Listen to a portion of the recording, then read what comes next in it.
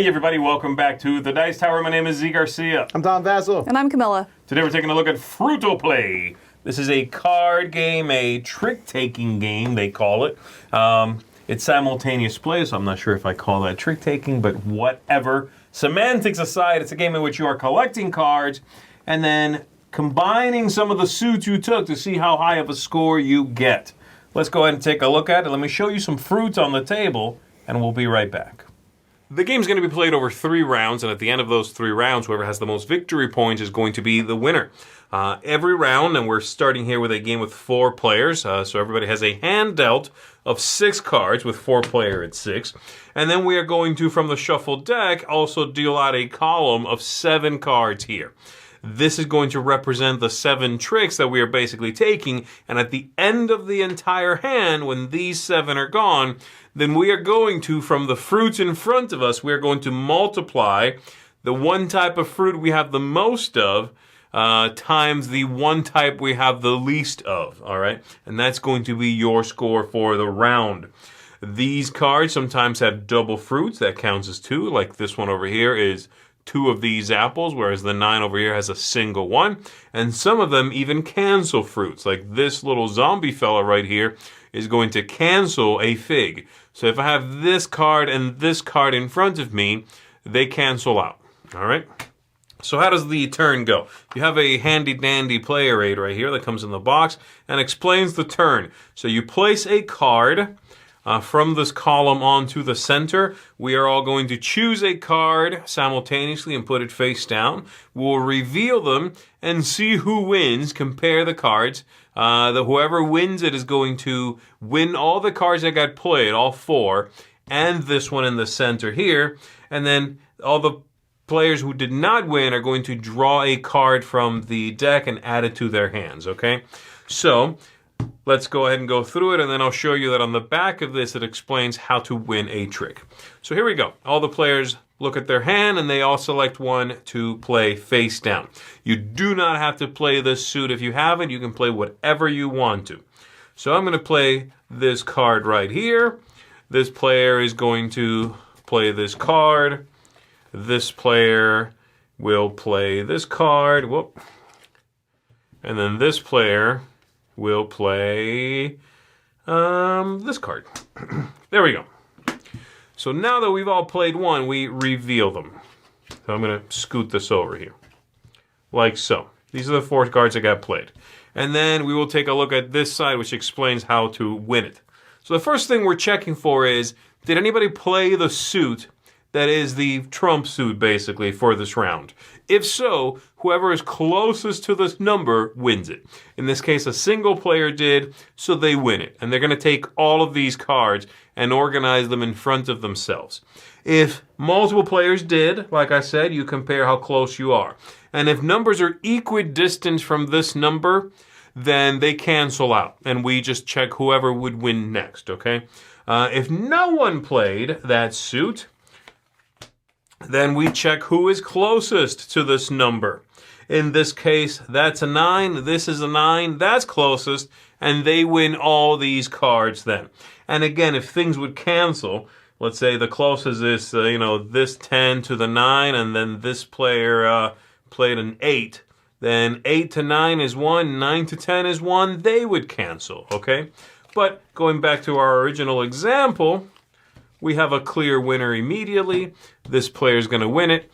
And so they take these cards, they organize them in front of themselves like so. And we play the next one in the middle. And everybody, and I'm sorry, you have to draw if you didn't win. So this player draws a card. This player here draws a card. And this player draws a card. And then we put the next one in the middle, and everybody once again will play a card. You have to decide, of course, if you think you'd like to win, like with this 18, fairly close to the 15 there. I'm going to try to win that, and so on. All the players do that. We reveal them. We see who wins. Let's say, all the players did this. Okay, great, and I win that. I'm going to take these. I'm going to sort them, and everybody else who did not just win draws a card into their hand. At the end of the round, like I said, if my Oh, and at the end of the round, when these are all gone, anything you're still holding, you play in front of yourself. So let's say the round is over. I have these in my hand. I probably would have tried to get rid of this, because that's not good for me to have a single fruit. Let's say I, in fact, played smarter than that, and I was able to get rid of it. Well, now I calculate my score. I have the highest times the lowest. In this case, 1, 2, 3, 4, 5, 6. Times 2, I get 12 points. With all the players having done that, we're going to shuffle it all up and we're going to do it again. Whoever has the lowest score going into the second round is going to grab these 4 little cards here and set one on the table, denoting whatever the fruit is, we all have one of that fruit. So we're all starting with 1 strawberry, which could possibly be canceled for a specific player if they happen to have this card. But it counts as one that we all have.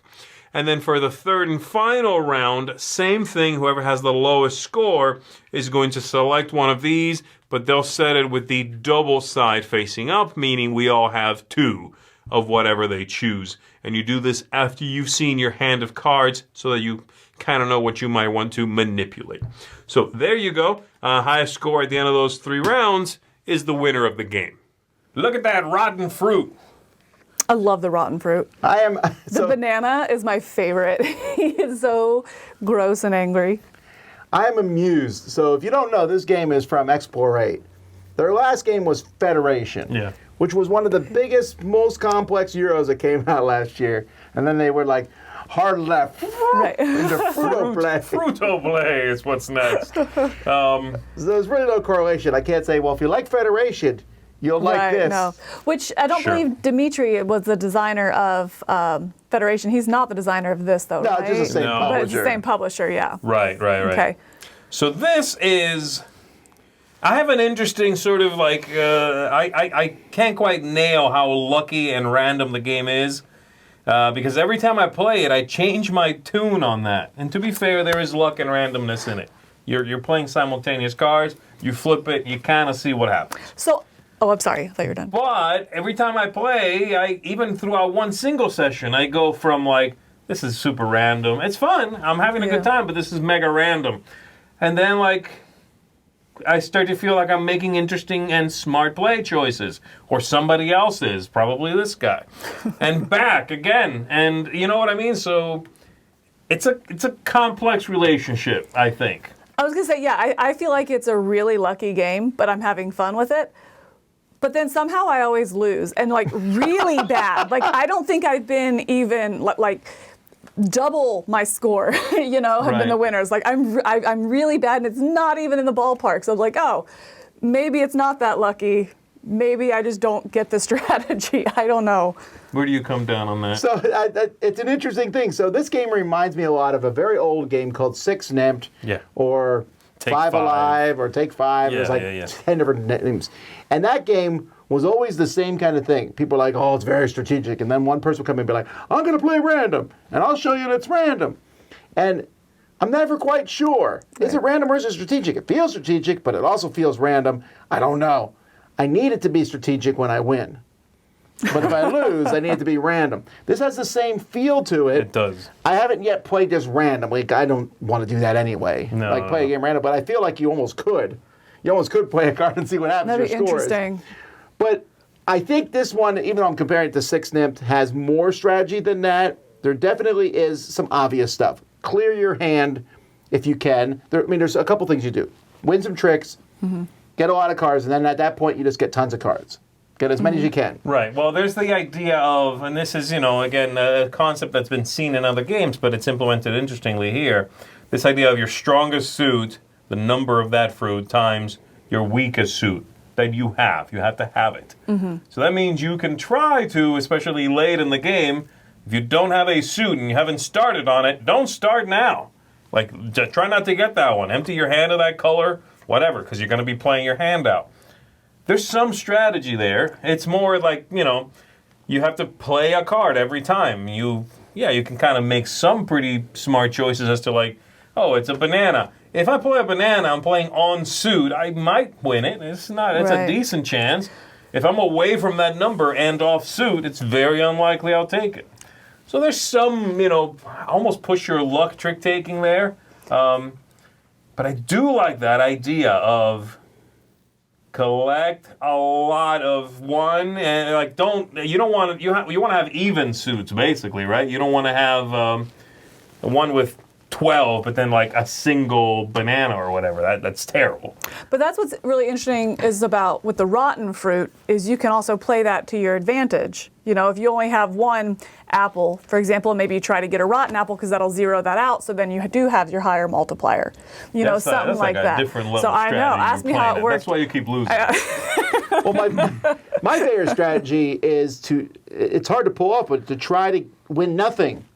And then end your hand with a single color. That's beautiful. And it's great because then you just square it. It's beautiful. And I pulled it off before, but I've also lost by getting one card of one other thing. I've tried that strategy as well. Oh. Didn't go as good. There's a very small rule in here, which at first I thought, what? And then it's a great rule. It's that idea of on the last trick, you do not have to draw a card if you lost. That's cool. And I really like that. It seems like a minor thing, but you're like, I don't know, maybe. I might get the color I'm missing. I really don't want the color I'm missing. So I like that rule. It's a small thing, but I appreciate that it's in there. You can tell that some thought went into putting that rule in there because it's an exception to the normal rules. Mm-hmm. It's like one extra thing you have to teach. But I like that it's in there. It's a cool idea. The game looks pretty. It's a cute theme. It works well. I think it's going to have mass appeal from that point of view, And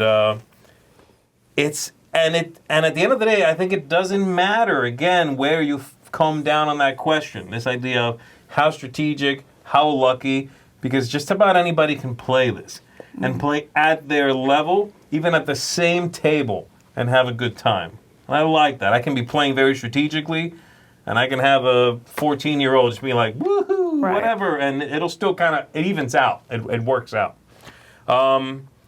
So for me, I'm going to come down on this one at a 7.5. I really enjoy it. I think it's fun. If there was any kind of justice in the world when it comes to these games, this is the kind of game that would be everywhere you can buy Uno. This kind of game. Gap from Arcane Wonders is another one of those games. That kind of game where you can just throw down and play, and it's fun and colorful and vibrant and adapts to the people playing. This is one of those games. For that, I recommend it. So 7.5 from me.